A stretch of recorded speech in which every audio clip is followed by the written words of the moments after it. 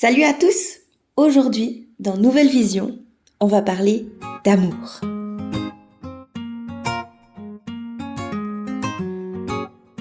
Et oui, aujourd'hui, j'ai envie de vous parler d'amour. Et plus précisément, des 5 langages de l'amour. Gary Chapman a écrit un livre à ce sujet que je n'ai pas lu, pour être tout à fait franche, mais j'ai plutôt essayé d'expérimenter ces 5 langages, de les observer dans ma vie, dans la vie des personnes que j'accompagne. Et en fait, ça a changé ma vision de l'amour. Donc, les 5 langages de l'amour, c'est les 5 façons qu'on montre aux autres et dont on attend des autres qui nous montrent, qui nous aiment. Donc, je vais les lister directement. Il y a les services rendus, il y a le tactile, donc les caresses, les câlins, voilà. Il y a les paroles valorisantes, les cadeaux et les moments de qualité.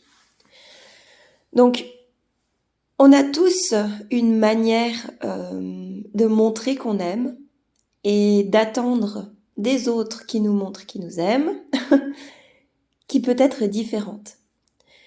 C'est pour ça qu'on appelle ça les 5 langages de l'amour. Ça veut dire que si on ne parle pas la même langue, on peut avoir de la peine à se comprendre. Mais si on apprend ces 5 langages de l'amour et qu'on arrive à déterminer chez soi et chez les autres quelle langue ils parlent, quelle est leur façon de montrer qu'ils aiment et leur attente vis-à-vis de ça, eh bien, en tout cas, moi, ça a transformé littéralement ma façon d'interagir avec les autres et surtout de pouvoir voir chez les autres comment ils me montrent qu'ils m'aiment. Donc par exemple, moi, mon langage de l'amour, c'est les paroles valorisantes. Vraiment. Quand on me dit qu'on est fier de moi, quand on me dit que ce que j'ai fait c'est génial, quand on me dit que je suis belle, je suis attirante, enfin bref, tout ça, moi, ça me montre que l'autre il m'aime. Et j'ai l'impression que l'autre me dit qu'il m'aime en fait, quand il me dit des paroles valorisantes.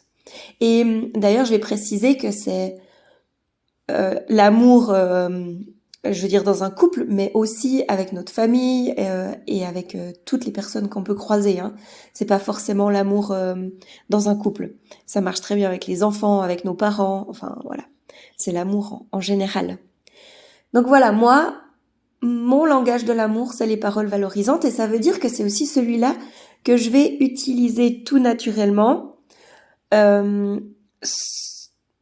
vis-à-vis des autres. Ça veut dire que moi, je vais facilement aller valoriser les autres, leur dire qu'ils sont beaux, qu'ils sont intelligents, que ce qu'ils ont fait c'est génial, que je suis fière d'eux, qu'ils peuvent être fiers d'eux, enfin, les motiver, les valoriser, vraiment. Alors, moi, je fais beaucoup ça avec mes enfants. Et quand j'ai appris les 5 langages de l'amour et que je me suis posée un petit peu dessus, eh bien, j'ai observé mes enfants. Et je me suis rendu compte que mes enfants, ils ont pas le même langage que moi. Donc moi, je leur répète jour après jour à quel point je les aime, à quel point ils sont beaux, à quel point ils sont merveilleux et blablabla. Mais en fait, eux, ça les touche pas tant que ça et ça leur montre pas que je les aime. Parce que par exemple, ma fille Pauline, elle a le langage de l'amour des moments de qualité. Elle me reproche souvent soit que je suis sur mon téléphone, soit que je passe pas assez de temps avec elle, ou quand je lui propose de faire quelque chose avec elle, elle veut qu'on fasse un jeu, qu'on passe un moment les deux. Elle veut qu'on regarde un film, mais les deux sur le canapé. Elle aime vraiment passer des moments de qualité ensemble. Si je l'écoute que d'une oreille ou comme ça lui convient pas. Et en me rendant compte de ça, eh bien, j'ai pu me rendre compte que je lui montrais pas à sa manière que je l'aimais. Et elle avait l'impression parfois que je l'aimais pas. Donc, en sachant ça, je vais prendre le temps, je vais faire des moments de qualité avec elle pour lui montrer que je l'aime. Mon fils, lui, Noé, il a plutôt vraiment le contact physique, les câlins, les moments où on est en train de se toucher. Donc lui, quand il a besoin de se sentir aimé, il va me demander d'aller faire une papouille sur le canapé. Il va prendre son doudou et il va venir vers moi et il va me dire « Oh viens, on va faire un gros câlin ». Et lui, il va sauter dans les bras des gens, faire un câlin, faire un bisou. Il est très tactile.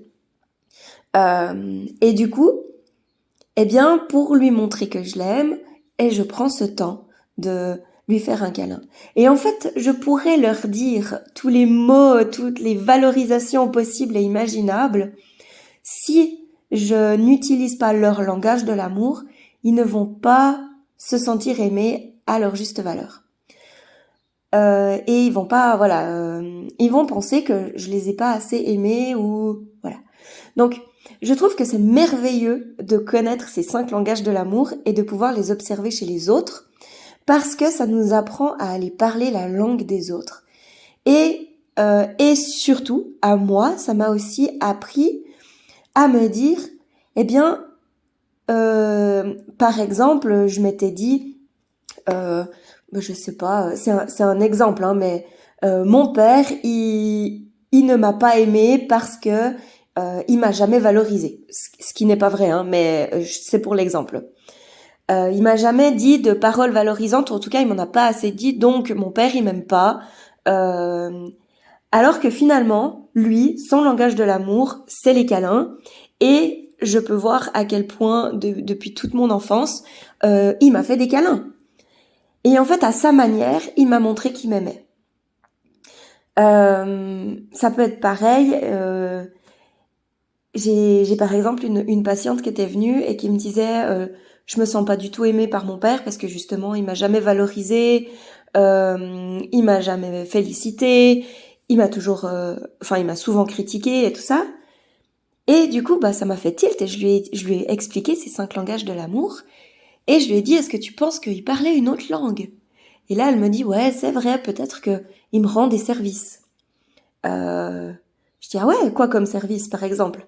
Puis elle fait en fait il m'a aidé à retaper toute ma maison, il fait mon gazon, il s'occupe de mes enfants, il change les pneus de ma voiture, et en fait à ce moment-là je lui ai dit eh bien si tu parles sa langue, est-ce qu'il te montre qu'il t'aime?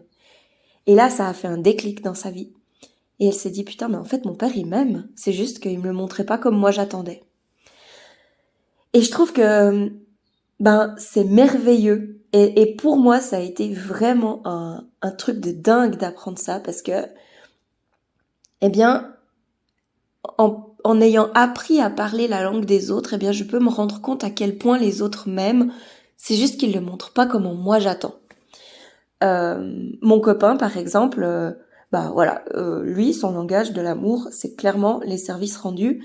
Il va toujours aller rendre service à tout le monde, à ses parents et à moi. Et c'est vrai que par contre les paroles valorisantes, voilà, c'est pas tout à fait son truc, mais du coup je peux vraiment ressentir l'amour qu'il a pour moi parce que il va être là, il va me rendre service, il va vraiment me montrer à ce niveau-là que qu'il m'aime en fait. Et moi, je suis là à lui dire qu'il est beau, que je l'aime, que c'est merveilleux d'être avec lui. Mais en fait, lui, il s'en fout un petit peu de ça. Parce que c'est pas son langage. Donc voilà.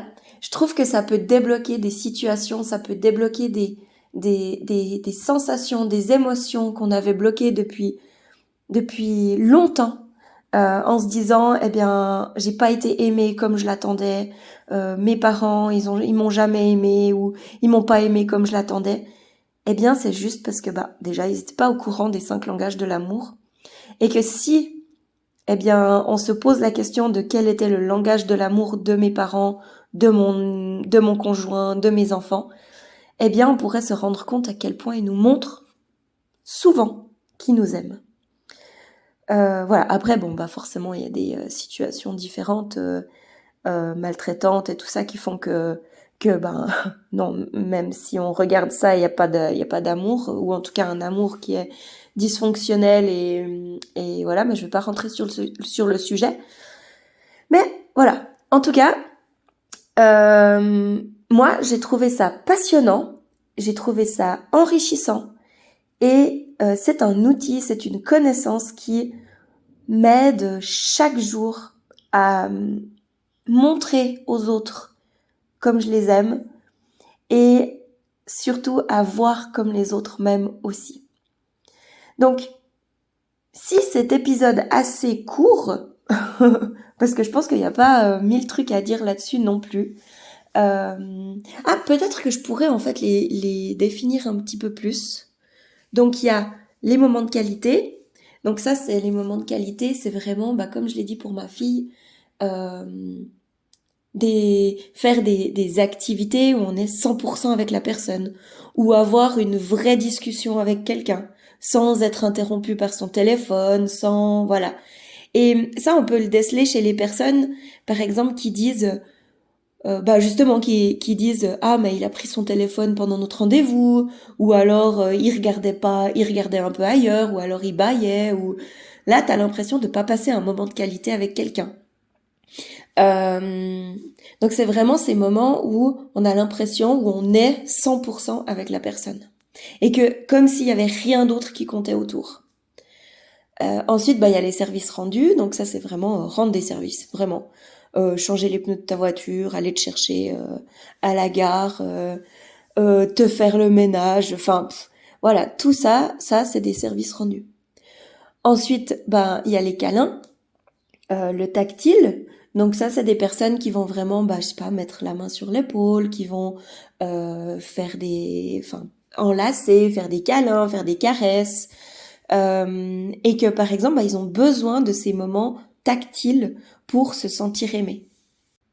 Les paroles valorisantes, donc voilà, féliciter, dire qu'on les aime, montrer les qualités, toutes ces choses qui font que, en tout cas moi vraiment ce qui me fait me sentir bien, c'est quand on me dit, et quand je me dis aussi bien sûr, ouais, voilà, que ce que j'ai fait c'est bien, que je suis, quand on me dit je t'aime, quand on me dit que on est fier de moi, tout ça, ça me montre que l'autre il voit en fait qui je suis et qui m'aime pour qui je suis. Et je me rends compte que en fait, je crois qu'au début, j'en ai pas dit 5 parce que le dernier, du coup, c'est les cadeaux. C'est recevoir des cadeaux. Et en fait, il me semble que je l'ai pas dit au début. Je sais plus. Bon, vous verrez. Si jamais je le rajouterai. C'est les cadeaux. Donc par exemple, c'est des personnes qui vont se dire, je sais pas, à mon anniversaire, ils m'ont même pas offert un cadeau. J'ai même pas reçu une rose de la part de mon mari à mon anniversaire. Ok, mais par contre, il a préparé le dîner, tu vois. Et ok, il t'a pas offert de rose, mais par contre, il t'a prévu petite soirée, massage, tout ça, tout ça. Donc en fait, il t'a montré qu'il t'aimait, mais pas de la façon dont toi tu t'y attendais. Et vraiment, c'est des personnes qui vont mettre un point d'honneur à offrir des belles choses, ou c'est des personnes aussi qui vont arriver toujours avec un joli truc, une petite attention, des petites choses comme ça.